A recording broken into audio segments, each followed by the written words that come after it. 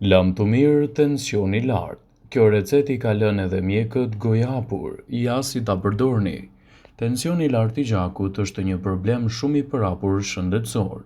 Vlerat normale të presionit të lartë të gjakut duhet të jenë në 12/8, ndërkohë që çdo vlerë mbi 14 konsiderohet si hipertension ose presioni I lartë I gjakut. Hipertensioni jo rrallë herë jep komplikacione që mund të jenë fatale për personin me dëmtime të muskujve të zemrës, hemoragji cerebrale, dëmtime të veshkave, zgjerim të aortës, ndërkohë që theksohet rëndësia më e mirë e parandalimit të këtij shqetësimi. Shenjat më të shpeshta të tensionit që edhe I nënvlerësohemi janë dhimbje të theksuara të kokës, shtrëngime të forta në krahëror. Para se të fillojmë, bëni një like videos dhe ju lutem klikoni subscribe, do të na ndihmonit shumë.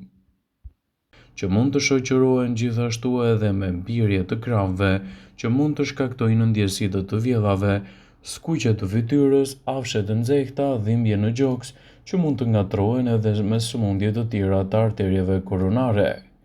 Disa nga shkaqet kryesore të zhvillimit të tensionit të lartë të gjakut mund të jetë konsumi I tepërt I kripës, të qenit mbi peshë, teprimi me alkoolin dhe tensioni mund të ulet duke bërë disa ndryshime konkrete në dietën tuaj, si dhe duke marrë mjekimin që mjeku juaj ka përshkruar. Sipas Ted 12 në këtë video do të rendisim veprimet kryesore që duhet të ndërmerrni dhe ushqimet që duhet të konsumoni në dietën tuaj në rast se po vuani nga problemet e hipertensionit. Shtoni në dietën tuaj frutat e pyllit. Luleshtrydhet, boronicat, manaferrat mund t'ju ndihmojnë në menaxhimin më të mirë të luhatjeve të tensionit të gjakut, pasi ato janë shumë të pasura me flavonoide.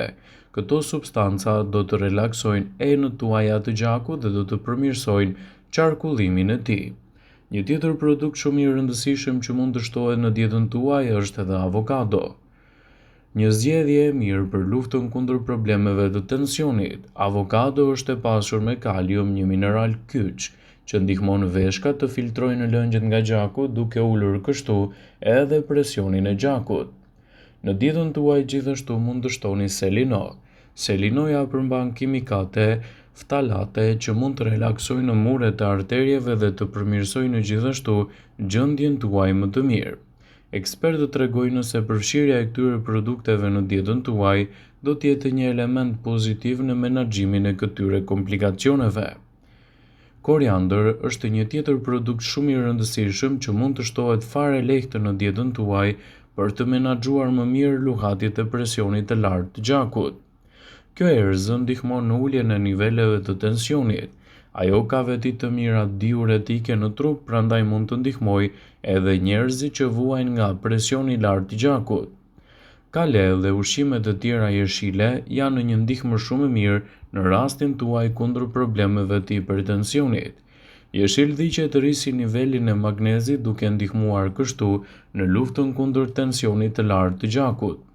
Përveç konsumit të këtyre ushqimeve, duhet të bëni edhe ndryshime të tjera në mënyrën e jetesës dhe trajtimin e tensionit të lartë, si dhe të kryeni më shpesh aktivitete fizike dhe të shmangni gjithashtu ushqimet me përmbajtje tepër të lartë të kripës.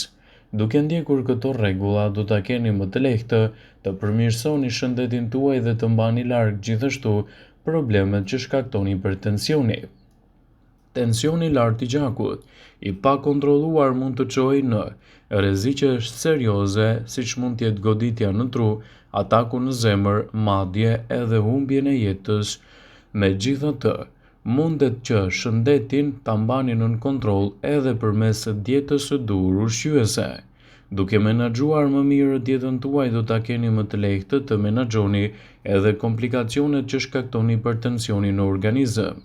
Është e rëndësishme që për të mbajtur nën kontroll problemin e hipertensionit, të zgjidhni produktet e duhura ushqyese dhe të kryeni konsultat me mjekun specialist. Për të mbajtur një zemër të shëndetshme që të mos preket nga problemet e hipertensionit, filloni dhe ndryshoni menunët tuaj. Agrumet janë një zgjedhje shumë e mirë për organizmin. Agrumet janë të mbushura me vitamina, minerale dhe përbërës të tjerë bimor, të cilat e mbajnë zemrën më të shëndetshme duke ulur kështu edhe presionin e lartë të gjakut. Megjithatë, disa fruta agrume mund të ndërhyjnë tek ilaçet për tensionin e gjakut, prandaj duhet i kombinoni ato në dietën tuaj gjithmonë në mbikëqyrjen e një mjeku. Salmoni, peshqit dhe produktet e tjera yndyrore të peshqve janë një zgjedhje shumë e mirë ushqyese për personat që vuajnë nga hipertensioni. Peshqit e yndyrshëm, si për shembull siç është salmoni, janë burime të shkëlqyera të yndyrnave omega 3, të cilat mund të ndihmojnë në uljen e niveleve të presionit të gjakut duke ulur kështu edhe nivelet e inflamacioneve. Sipas një studimi, duhet të konsumoni 2 deri në 3 gram yndyrna omega 3 në dietën tuaj për të marrë këto përfitime të rëndësishme në mirëqenien e shëndetit. Zarzavatet me gjethe gjithashtu mund të shtohen pa frikë në dietën tuaj, çka do të luajë një rol pozitiv në menaxhimin e problemeve të hipertensionit. Perimet me gjethe jeshile si për shembull spinaqi përmbajnë kalium dhe nivele shumë të mira të magnezit, të cilat mbështesin nivelet optimale të presionit të gjakut. Spinaqi në veçanti është i pasur me proteinë përbërëse e cila është e njohur si nitrat, i cili mund të ulë nivelin e presionit të gjakut dhe mund të kthehet në një aleat të vërtet të organizmit tuaj në betejën kundër këtyre komplikacioneve, citoi studimi. Arrat dhe farat janë gjithashtu një përzgjedhje shumë e mirë ushqyese që mund të shtohen në dietën tuaj. Arrat dhe farat, si farat e kungullit, farat chia, fistikët, bajamet, ofrojnë burime të koncentruara të fibrave, të cilat janë të rëndësishme për personat që vuajnë nga problemet e hipertensionit. Edhe vaji i ullirit mund të jetë një ndihmë shumë e mirë ushqyese për balancimin e dietës suaj kundër shqetësimeve të hipertensionit.